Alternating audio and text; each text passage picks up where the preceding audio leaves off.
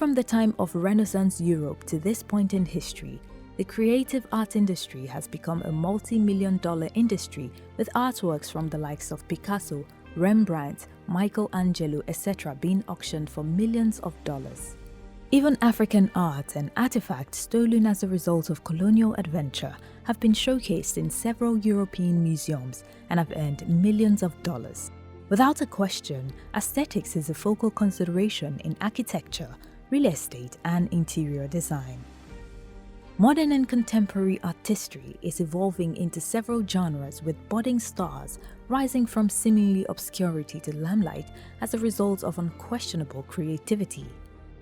One of such stars is Olayemi Olarinde Ayanfe, a 23-year-old scribble artist who is a recipient of several awards for creativity and artistic insight. My name is Olayemi Ayanfe. I'm a visual artist, majorly into scribble art. I practice all kinds of arts, but I'm mostly into scribble art, which people know as Jaga Jaga.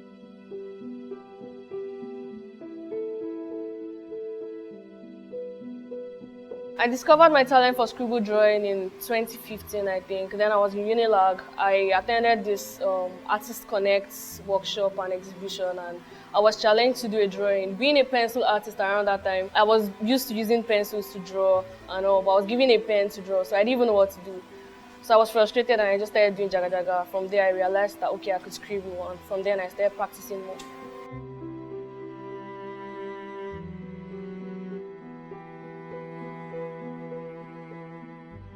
The first challenge I actually experienced, and the major challenge I experienced, was getting acceptance from my parents. Like, I wanted to be an artist right from time, but I didn't really get the exact attention. I didn't get appreciation from their end. So like, it was my major challenge. At the initial stage, I don't like it. But right now, I think I'm impressed with her. I'm okay with her. Getting a studio space at first, getting materials, because our materials are really, really expensive. So like, being able to like get more materials to produce works has been kind of hard. And yeah, acceptance from the world also, because when I started scribble art, people didn't really understand what I was doing. They were like, look at this Jaga Jaga artist, what's she even trying to, what's she trying to arrive at? What kind of nonsense is she doing here? So I was getting hate statements like that, but along the line, people started to accept it, and so far it's been so good.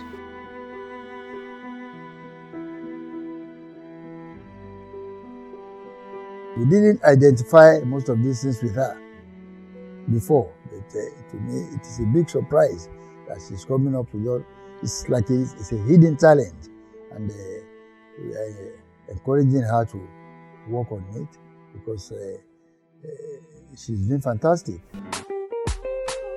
Brother Jumble, why you dey fumble? This is Kakaro, she don't change her battle.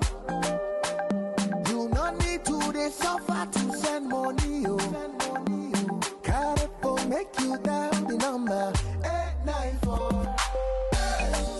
Make you know they wait. 894. No need to dey start for line. 894. It is safe and secure. 894. For me. 894. For you. 894. There's a number that could change your whole world.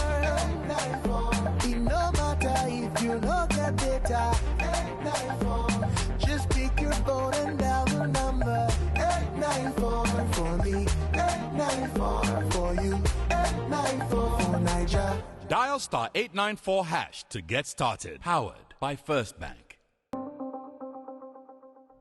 The global art market grew 6% in 2018 to $67.4 billion in sales, according to a report released by Art Basel and UBS. That total makes 2018 the second biggest year for the arts market in the past decade, trailing only 2014 when sales totaled $68.2 billion.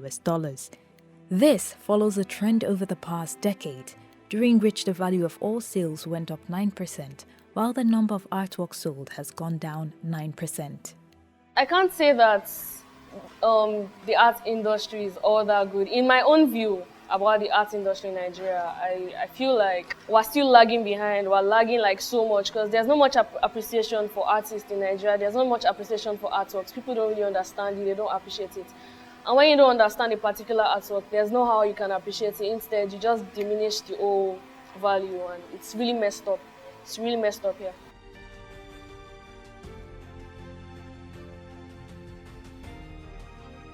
Welcome to my studio. I share it with Bayo here. Hello.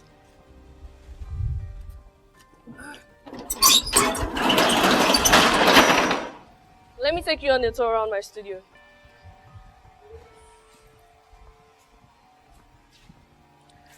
This is a piece I'm showing at Retro Africa on the 14th February. It's titled 2020 After Christ.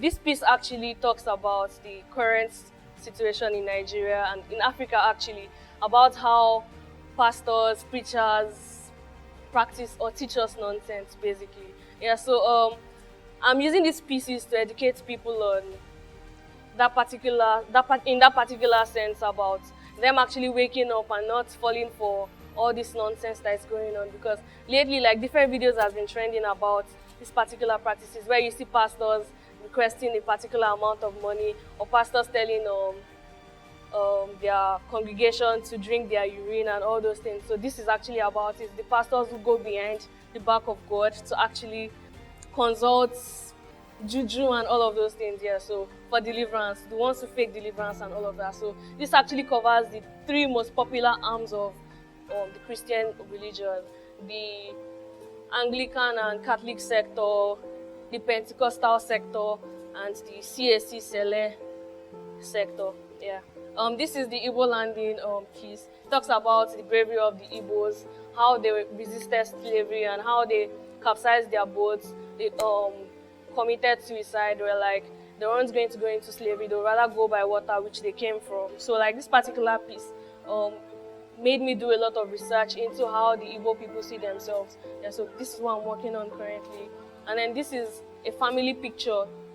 It's titled Family Portraits. It involves me, my mom, and my dad, and my mom.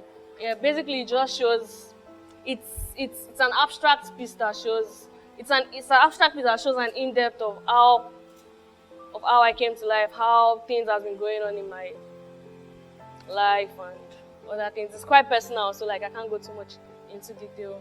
Then I have this. It's still a work in progress. It's called Chaos.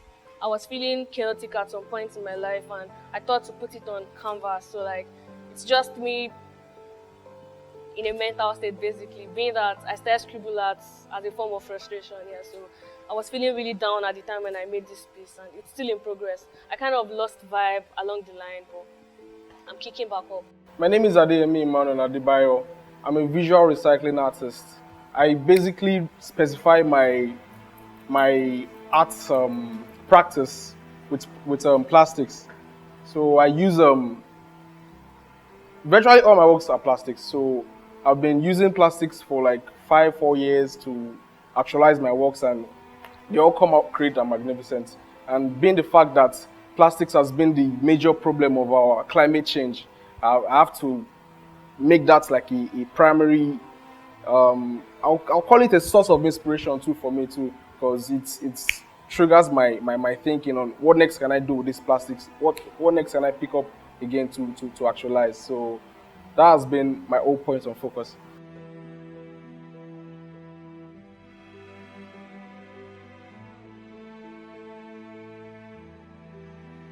My own perception about people buying artworks, well, at first it wasn't going well. I mean, I was at that level of people accepting my style. Like, it wasn't easy for people to just accept the kind of art I do. But so far so good. Yeah, people have been buying, although most of the clients come from overseas. The few that are Nigerians are like art collectors, and they are the ones who actually love art. They are art enthusiasts and they are art lovers too. So I'll just say it's been 50-50. It's been halfway good.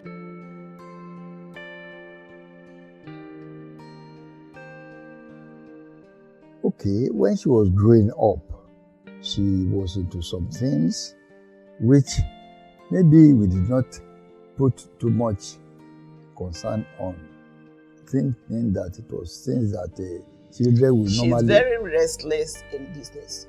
Let me call it that short. What I mean by business, into crafts. She made shoe, she made bag, purse, all sorts of things she made just to make herself happy.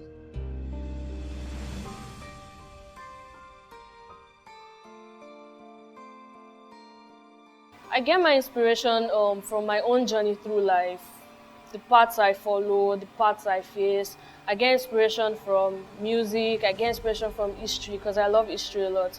I like digging back into the past because it's the only way I can find my way through to the future.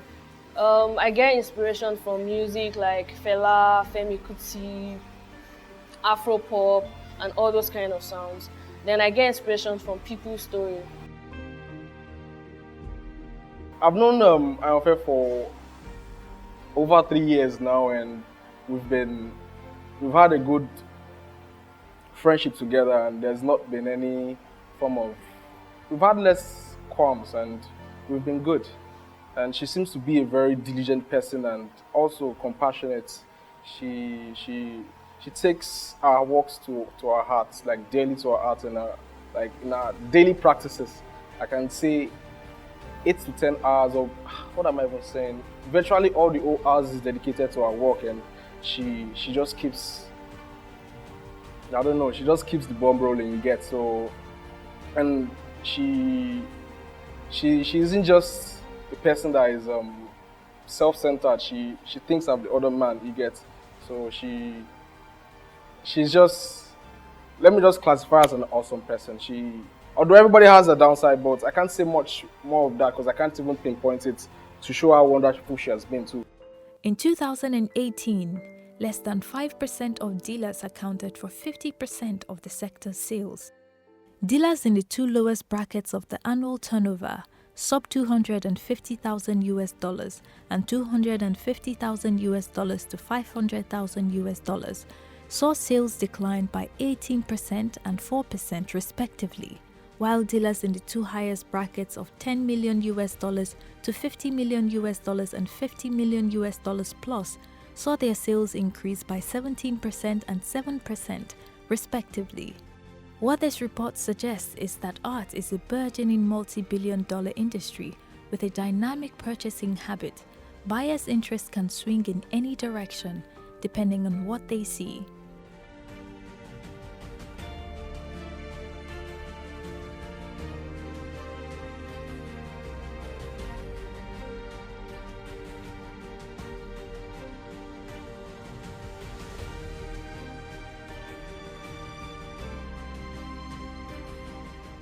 Well, I feel proud, and I see some of our works, and I said,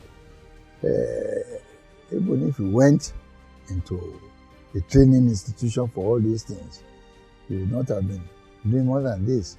So that is where I get my surprise from, that where did she pick all this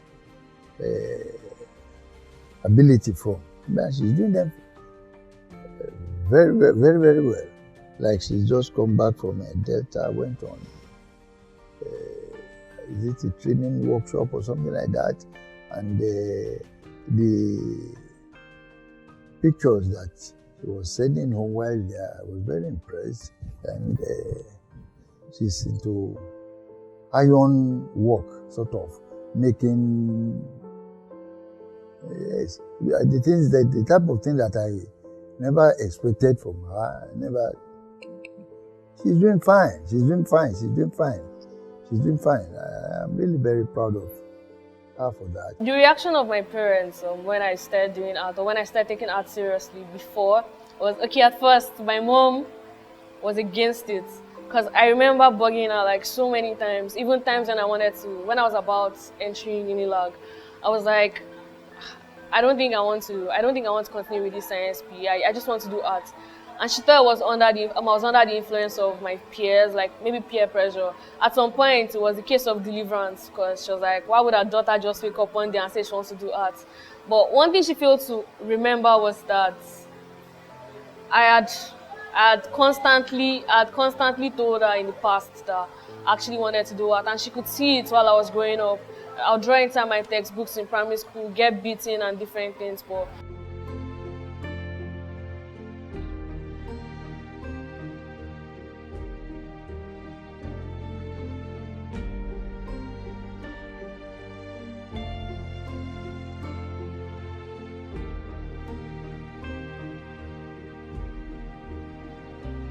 my plans for the future, actually, okay, I have this NGO. It's called Charity with Art. It's aimed at building more artists. It's aimed at helping the young at arts, less privileged who don't have anything to hold. But so basically, what we do is this: we don't just feed the less privileged. We also give them. We also pass on a skill. We also impact them art-wise. We teach them to draw and paint, so that when they find themselves dependent, or when they find themselves independent, rather, they have something to hold for. They have something to hold on to, rather. They have a skill to use to make ends meet. So basically, we visit different NGOs, and we visit different motherless baby homes, and then we teach them the skills and all of that. So my plan for the future actually is to help, is to make an impact in people's lives, to help build more guilds, more art guilds, and also to have my own art center where I can gather more creatives like artists, photographers, dancers, musicians, to help grow young minds too.